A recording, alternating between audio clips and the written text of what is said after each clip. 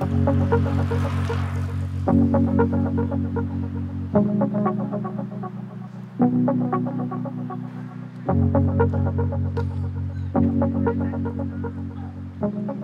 nous sommes au coin de Gouin et de la rue Gigi-Gagné. On est aux portes de Montréal-Nord. Derrière moi, vous avez un édifice, une maison, qui est typique des maisons qu'on retrouvait en monde rural, où l'occupation de la population était l'agriculture. Cette demeure, on l'appelle la maison d'Agenais. Les Dagenais sont dans les familles les plus anciennes, qui possèdent les racines les plus profondes dans l'histoire de la région. On retrouve des Dagenais un peu partout autrefois. Cette demeure a été construite entre 1767 et 1807. On ne le sait pas trop car les documents sont un peu muets à ce sujet-là. En 1767, Louis Dagenais va acquérir cette terre.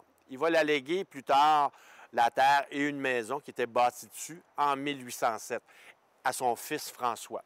C'est à ce moment-là qu'on va parler d'une maison de pierre. C'est la première fois qu'on fait la mention de cette maison-là. Alors, c'est une demeure qui a été bâtie entre 1767 et 1807. Fait que ça donne beaucoup de jeu à en faire l'interprétation. Mais on sait qu'en 1781, on fait mention d'un bâtiment qui était sous la propriété, mais on ne décrit pas si c'était une maison de bois ou de pierre, parce qu'il est possible qu'il y ait eu d'autres habitations sur cette propriété. Alors, dans un certain flou de 40 ans pour sa date de construction.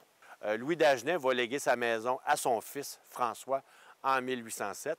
Et François, pour bien aider les historiens, va nommer son fils François également, pour bien les semer.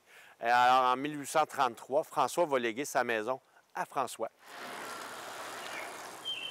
D'autres documents ont déjà mentionné qu'il y avait d'autres bâtiments sous la propriété. Une écurie, une étable, une grange et la glacière. Donc, typique d'un monde rural qui existait. Alors, cette demeure-là est restée dans la famille jusqu'en 1907. Et en 1907, c'est un dénommé Édouard Goyer qui agite la propriété.